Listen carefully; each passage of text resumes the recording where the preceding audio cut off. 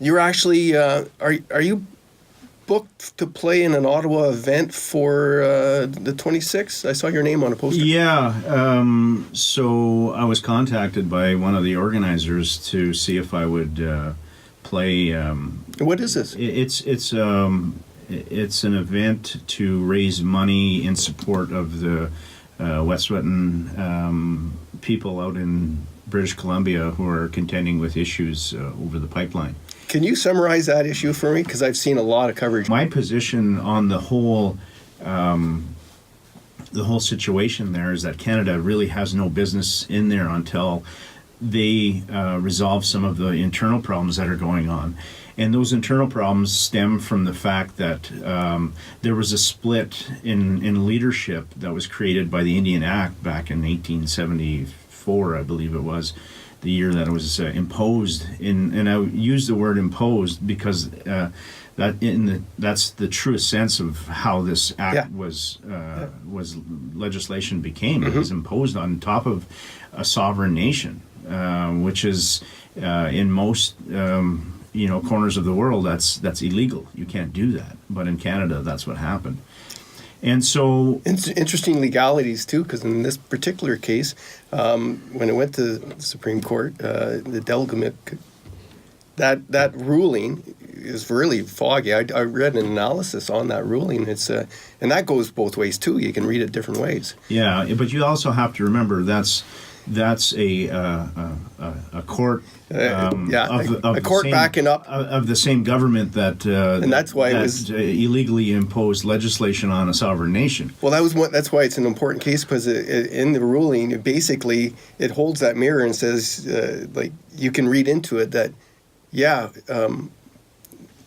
we're making a decision based on some flawed sort of imposition of our law in the first place, right? Yeah, so that division occurred with the Indian Act, the imposition of the Indian Act, and it created what we see now in most communities, which is the chief and council, which is the only way that communities can get the funding for a lot of the things that we now rely on are to be recognized by the Indian Act, right? So that's the ball and chain that we have. The hereditary, the traditional leadership that was once in place, in my community, in my territory, is long gone and almost forgotten, and we're trying to relearn that. But in British Columbia, in the Wet'suwet'en area, that is still partially intact. And so because of this division that the federal government created, which was illegally imposed on us, they have to step back. Because if you look at historically what happened, so in 1763 there was something called the Royal Proclamation, and that was Britain passing the law that says land cannot be acquired in this country, in this territory, without a treaty. Right? It was recognition of sovereignty. That's right. It was recognition of sovereignty. And then in 1867, with the British North American Act, they transferred that power to now the newly formed Canada and said, okay, here you go. These are the rules. And so Canada followed those rules for, maybe less than a decade. And they had signed 2 treaties in British Columbia under that law of the Royal Proclamation. Then they stopped and realized, well, we're on our own. Britain's not, watching us anymore, and basically for almost 100 years never signed another treaty with any of the nations out there.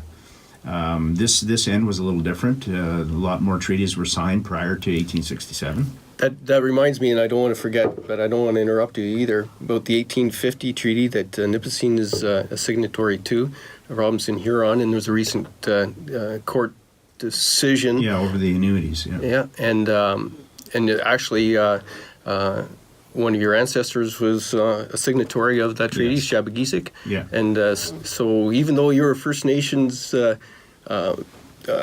Indian Act leadership, kind of following their hereditary. Yeah, I'm still of the same clan, the original clan of the chiefs. So Crane clan, eh? Yeah, Crane clan. Right on. Yeah. So I didn't want to interrupt, but I Yeah. want to make sure we talk about that. Yeah, absolutely.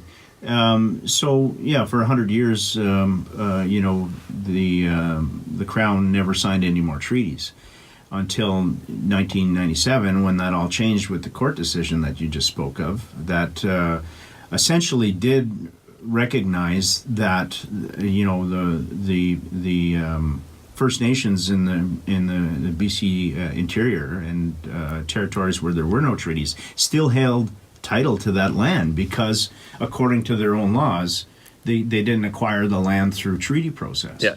So that triggered a lot of treaty processes out in British Columbia, but they're not complete. So my question to Canada, to Justin Trudeau, is that if the Royal Proclamation said you must acquire land through treaty process, that was delegated to you from the Crown to the Dominion of Canada, and then in 1997 your own court said that they still hold title to the land, then what jurisdiction do you actually have there? Yeah. You know, according to your own laws, you don't. That decision actually said they should go back and retry it from a start that included the hereditary. And that's one of the problems, Yeah. because the leadership that signed the agreements, and that's where it gets a little confusing, are recognized only in Canadian law, not in the Wet'suwet'en law. Yeah. Right. So so it becomes They're very, signed with the wrong group. Yeah, exactly. So there's a lot of, so to merely choose sides. Obviously, I'm choosing the side of the Wet'suwet'en people and saying, you know, whatever you guys do as a community, as a nation, I'm with you. But what I'm saying is that my position is that Canada and the RCMP, they need to back off, because they are there illegally. Yeah. That is Wet'suwet'en country. That is their nation. And unless they're invited or asked or have a treaty, which they don't, they have no business being there. So once again, we're getting ahead of ourselves and I say we, Canada, moving ahead, trying to push something forward without dotting the I's, crossing the T's, and doing it legally. Yeah, in this whole country, or most of the country, and the way it's ruled today, is all assumed jurisdiction. Yeah. There's no paperwork or any type of you know, provable agreement that the Indigenous people gave up their sovereignty, and it was agreed that we would live together and share the land, not that you would come in and turn this into something and take away what we had. That was not the understanding. And then the treaties that are solid, they didn't follow. That's Which brings us to this Robinson-Huron case. And that's correct. And a good example is the Robinson-Huron Treaty of 1850. Can you summarize that took quickly? place. I know it's really complex. It is very complex, but essentially the agreement had a lot of promises in there, and one of the promises was annuities, and that there was a certain amount per capita that would be paid to the Indigenous people of the Robinson-Huron Treaty area on a yearly basis, that would increase as the province, or as the Crown Profited more from the revenues. Yeah. Right. So that it was increased once in the late 1870s from I believe it was a pound or 2 pounds of British to 3 years. Anyway, it went. There was one trigger. Yeah, it went to $4, and then it never changed since then. Yeah. Right? So if you can just try to imagine, since 1880, after 1880 till now, how much revenues were generated through royalties, through taxation, and I just all of want to be these the things. accountant that gets rich on trying to count all this up. It's almost inconceivable, the amount that First Nations people have been denied.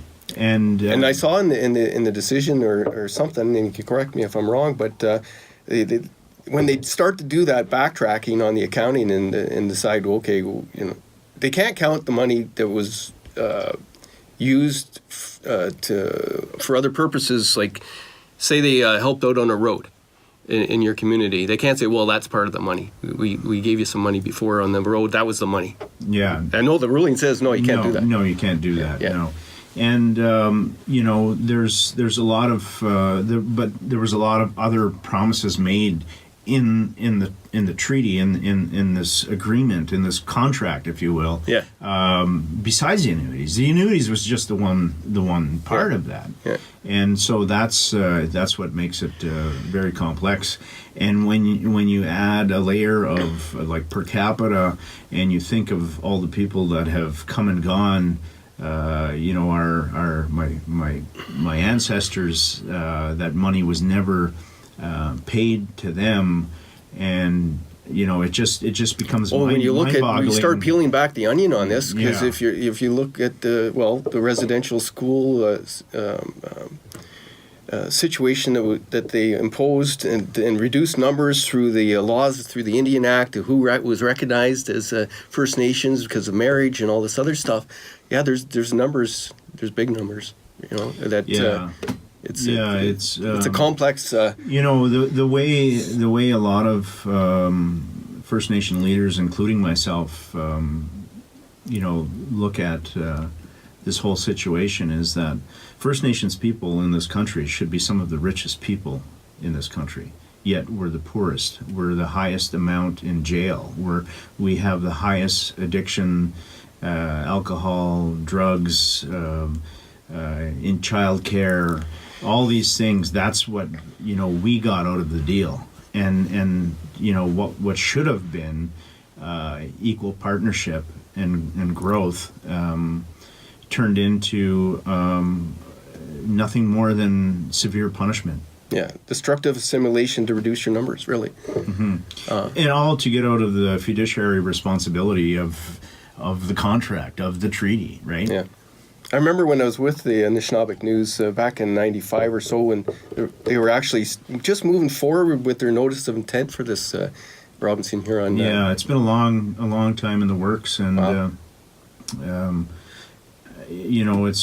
I think it's still, even though we got the first ruling of the first phase of a 3-phase court proceeding, we still have a long way to go. But it does really set the table for a lot of things, including possible negotiations to settle this. Because when you think of treaties and nation to nation, you can't litigate a relationship, no. Right?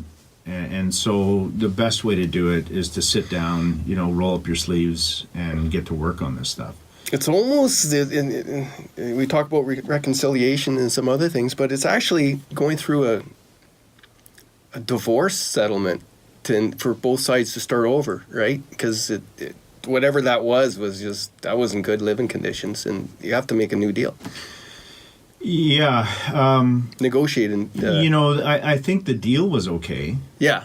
Well, the new deal could be the old deal done right. Yeah, right? just one of the proponents failed to deliver, and I think that's part of the problem. I wonder if some people that might be prejudiced against First Nations in these type of discussions, if they applied their own experience as landlords or business people, and somebody did that to you after you signed a contract, I think they'd understand it a little bit more.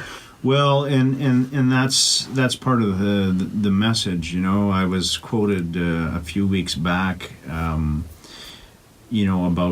about the annuities case and a possible settlement, and without throwing any figures around, it's probably safe to say that we're not going to receive the total amount, because it is astronomical. Although we should, but the reality is, if it goes through negotiations, there'll be a compromise, right?